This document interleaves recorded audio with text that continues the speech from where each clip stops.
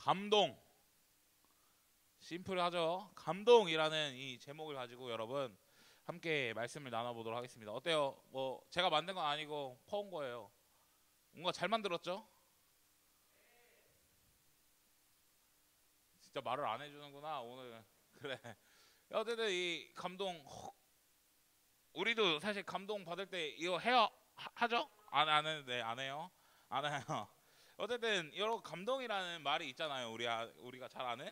근데 이 감동이라는 말을 한 장 더 넘겨주시면, 한자인 건 다 알죠?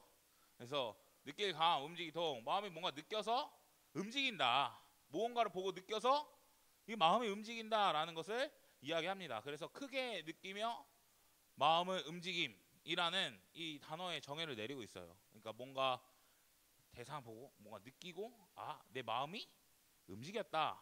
그랬을 때 표현하는 단어가 뭐라고요? 감동이라는 단어입니다. 근데 여러분 우리 사실 감동이라는 말 써봤죠? 감동이란 말 써봤을 거예요. 혹시 우리 안에 이런 적이 있을까? 한번 생각해 보았으면 좋겠는데, 어떤 사람을 보고 뭔가 밥을 사주고 싶다 이런 마음 들어본 적 있어요 없어요? 우리 애들아 있어 없어? 선생님들 대답하지 말아보세요. 자, 애들아 있어 없어?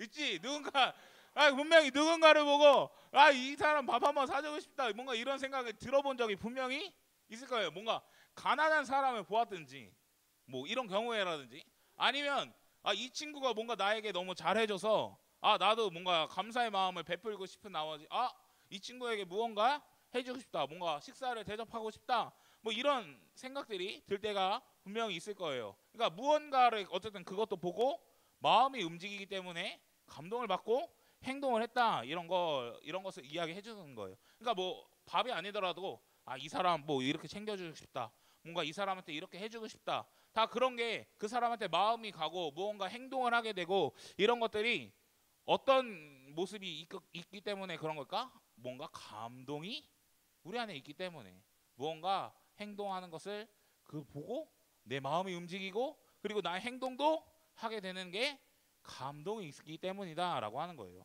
근데 여러분 이 감동이라는 말에 특징이 있다고 한다면, 전도사님 개인적으로는 이런 특징이 있다고 생각해요.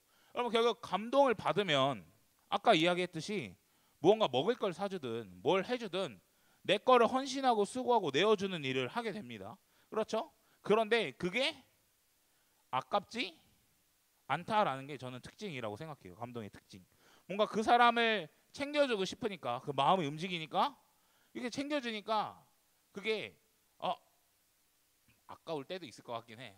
조금 아까울 수는 있을 것 같긴 하지만, 그래도 이걸 포기하면서까지 나는 헌신할 정도로 마음이 감동이 되었으니까 내어주고 뭔가 헌신해주고 밥을 사주고 기타 등등 여러 가지 일을 해줄 수 있다라는 거예요. 분명히 갈등은 있을 수 있겠죠. 그리고 내가 손해보는 일이라고 생각할 수도 있지만 무언가 헌신하고 내어줄 수도 있다. 그게 감동의 특징이라고 생각해요. 여러분 오늘 본문 말씀에 보니까 이 스룹바벨과 그리고 여호수아와 남은 모든 백성들이 학개 선지자의 말을 들었다고 이야기해요. 말을 들었다라고 이야기해요. 그러니까 학개 선지자가 그런 말한 게, 우리는 생각해 볼 수 있어요. 분명 학개 선지자가 이 사람들한테, 백성들에게 이야기를 했는데 뭘 말한 걸까? 하나님의 말씀을 말한 걸까? 아니면 그냥 사람의 말을 할 수도 있잖아요. 사람의 말을 할 것인가? 우리는 고민해 볼 수 있다라는 거예요. 한 장 넘겨주세요. 그런데 우리 학계 저번 주에 봤던 말씀에 보면 이렇게 기록되어 있어요. 여호와의 말씀이 선지자 학계로 말미암아. 그리고 3절에 보면 여호와의 말씀이 선지자 학계에게 임하여, 이렇게 표현되어 있어요. 그럼 학계 선지자가 사실 이스라엘 백성에게 전했던 말은 자신의 생각과 자신의 어떠한 것을 이야기한 것이 아니라 누구의 말씀을 전했다는 것을 알 수 있을까요? 누구의 말씀이에요?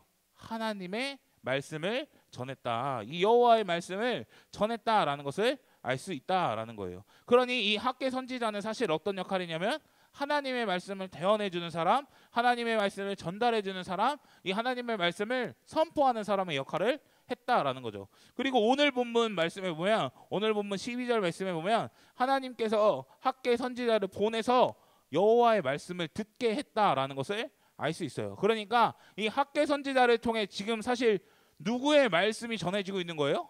하나님의 말씀이 전해지고 있다라는 겁니다. 그럼 이 하나님께서 학계 선지자에게 했던 이 구체적인 내용은 뭐야? 결국 하나님의 메시지가 전달되고 있는데, 하나님의 말씀이 선포되고 있는데, 이 구체적인 내용은 무엇일까? 저번 주에 배웠던 거 기억나요? 한 장 넘겨주시죠. 자, 저번 주에 뭐라 그랬냐면 하나님이, 야, 니네 열심히 살아. 니네 굉장히 열심히 살고, 니네 돈 벌기도 위해 열심히 하고, 집 짓기도 하고 막 그런데 너네는 지금 얻는 게 없어. 너네 너무 가난해. 황폐해. 왜 그럴까? 이유가 뭐예요? 내 집은 황폐하였어. 성전은 지금 황폐하였는데 너네는 너네 삶을 하기 위해 너무나 바빠. 너네는 너네 삶에만 집중해. 너 잘 먹고 잘 사는 거에만 집중해. 하나님, 나에게는 관심이 없어 라고 이야기를 하니까, 아, 이게 잘못됐구나 이야기하면서 하나님이 요구하시는 건 뭐예요? 한 장 더 넘겨주시죠. 너희는 산에 올라가서 나무를 가져다가 성전을 건축하라 하는 거예요. 성전을 건축하라. 뭐 하라는 거예요? 지금 당장 성전 지어 라고 하나님은 우리에게 요구하고 있다라는 거예요. 야, 공사해, 삽질해, 일해, 나무 베고 지금 성전 지어. 우리에게 이렇게 이야기하고 하나님의 메시지가 지금 백성들에게 전달되었다라고 하는 거예요. 그리고 이 이스라엘이 이걸 아까도 말했지만 듣게 된다고 있어요. 듣게. 그러니까 여러분 그냥 지금 단순히 그냥 듣고 한 귀로 듣고 한 귀로 흘리는 그런 정도의 듣는 것을 이야기하는 것이 아니라 듣고 뭘 할까? 행동하는 것을 암시한다라는 거예요.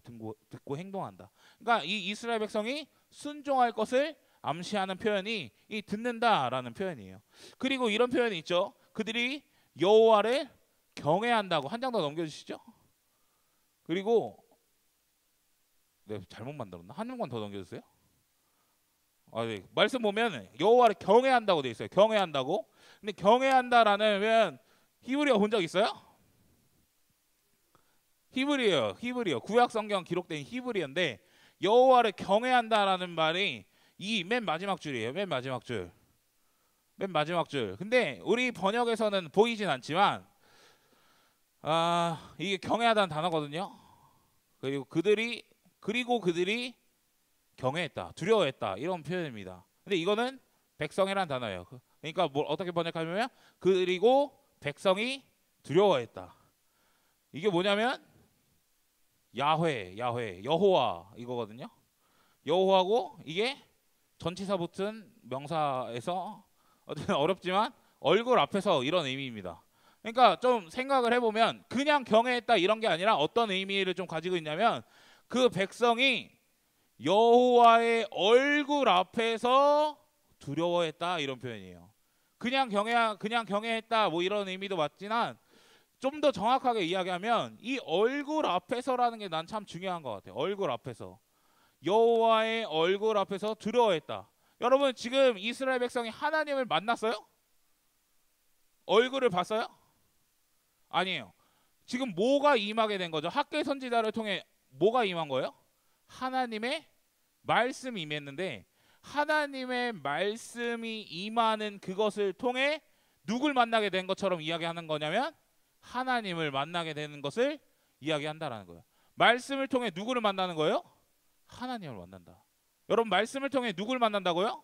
하나님을 만난다는 거예요. 이 말씀을 통해 하나님의 얼굴을 보는 것과 같은 그 강력한 임재 그리고 강력한 경외함 그리고 그 두려움을 지금 이 백성들이 느끼고 있다라는 거예요. 여러분 사실 이제까지는 이 사람들이 16년 동안 자신의 삶을 위해서 뭔가 두려움 없이 살았잖아요. 자신의 하나님을 인식하지 않고 자신을 위해서 살아간 사람들이 이제는 하나님의 말씀이 선포되니까 학계 선지자를 통해 하나님의 말씀이 선포되니까 하나님의 임재를 느끼고 그 안에서 경외감을 알게 되며 그리고 하나님을 만나게 되는 그 은혜가 역사가 있었다라는 거예요. 여러분 이 하나님 앞에서의 두려움 하나님 얼굴 앞에서의 이 두려움은 신명기라는 책 알죠? 신명기라는 성경에 보면 굉장히 이런 표현이 자주 나오는데 그 신명기에서는 이런 표현이 죄에 대한 시인 그러니까 죄를 고백하는 거죠. 그리고 회개에 대한 모습 그리고 순종을 요약하는 표현으로 이 경외한다라는 표현이 나와요.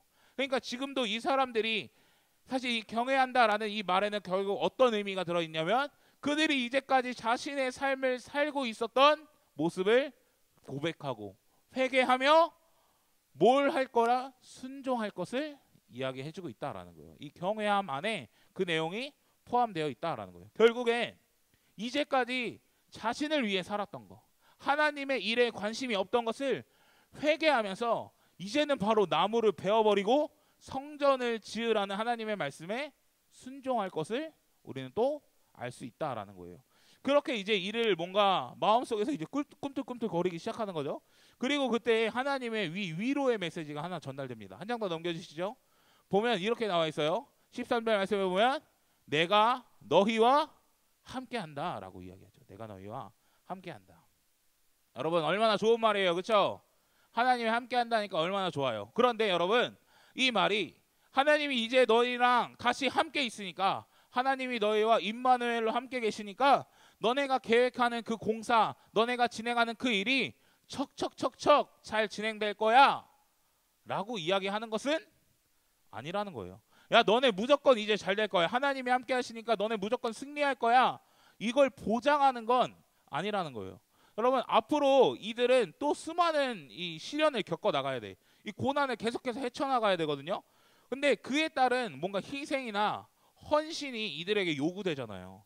근데 하나님 때문에 하나님이 함께 하시니까 그렇게 힘들고 어렵고 그런 고난의 어려움이 찾아오고 그리고 헌신을 해야 되는 그 순간이 너무나도 많이 찾아올 때지만 하나님이 함께 계시기 때문에 그 일을 감당할 수 있다, 이런 의미라고 하는 거예요.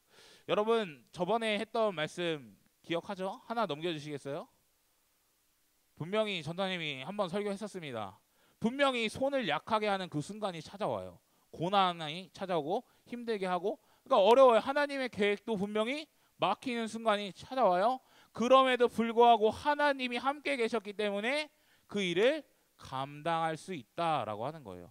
분명히 어렵습니다. 힘듭니다. 그러나 하나님 때문에 결국은 가능하다라는 것을 이야기해주고 있다라는 거예요. 그러니 여러분 우리에게 다시 한번 그 하나님의 일을 뭔가 시작하려고 할 때 하나님이 함께 계시다라는 것은 우리가 꼭 기억하며 나아갔으면 좋겠어요.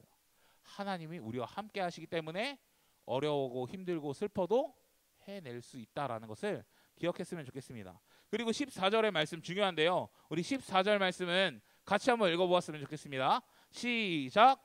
여호와께서 스알디엘의 아들 유다 총독 스룹바벨의 마음과 여호사닥의 아들 대제사장 여호수아의 마음과 남은 모든 백성의 마음을 감동시키심에 그들이 와서 만군의 여호와 그들의 하나님의 전 공사를 하였으니. 아멘. 여러분 지금 하나님이 스룹바벨과 그리고 여호수아와 남은 모든 백성의 마음을 어떻게 했다고요? 감동시켰다. 감동시켰다. 뭘 했다고요? 감동시켰다. 감동. 여러분 무언가 느끼고 보고 이게 마음이 움직였다라고 하는 거예요. 여러분 이 감동시킨다라는 말을 아까 그 히브리어 단어의 이 의미로 바라보게 되면 이 흔들다, 깨우다, 그리고 휘젓다, 막 이런 의미예요. 그러니까 이 백성들의 마음을 완전히 이제 뒤집어 버려 가지고 이 섞어 버려 가지고 휘저어서 새롭게 만들었다라는 것이고, 흔들어 깨우면서까지 정신을 차리게 하면서 이 감동을 시키셨다라고 이야기하는 거예요. 이 하나님의 감동이라는 것이 너무나 중요한 포인트라는 걸 여러분들이 기억해야 돼. 그런데 여러분 이 감동이라는 표현이 사실 우리가 배웠던 에스라서에도 나오는 거 알아요? 몰라요? 오 마이 갓. 그렇게 열심히 설교했는데 알아요? 몰라요? 누구한테 감동이 임했었죠? 으악! 자 넘겨주세요. 자 고레스 왕에게 하나님이 감동시켰잖아. 기억나죠? 이 고레스가 그냥 마음이 착해가지고 너네 돌아가라 한 거예요? 아니라 누가 역사한 거야?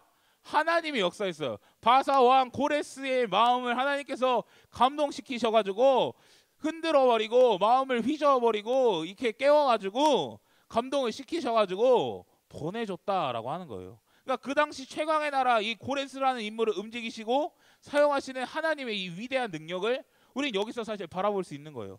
그러니까 그 감동을 통해서 너네 땅으로 돌아가서 성전을 지으라는 아주 놀라운 파격적인 그 이야기를 했다라는 거예요. 이게 하나님의 감동의 능력이고 감동의 힘이라는 거예요. 그런데 사실 하나님의 감동을 받은 사람이 고레스만 있던 게 아니었어. 그때 고레스만 있던 게 아니라 한 명 더 있습니다.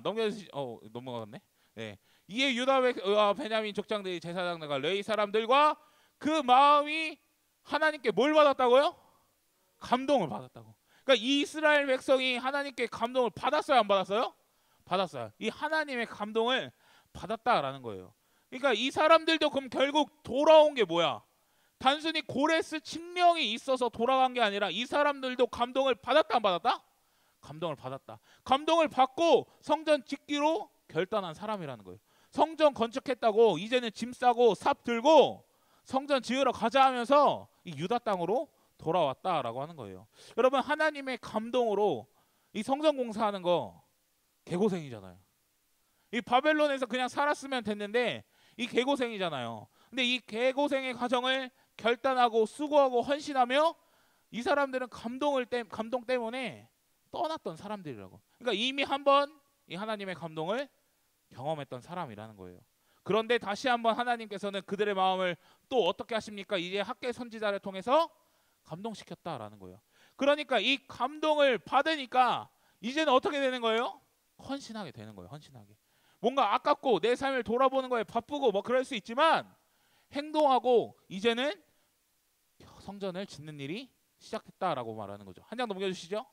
자, 그래서 뭐라고 이야기합니까? 그들이 와서 만군의 여호와 그들의 하나님의 전 공사를 하였으니.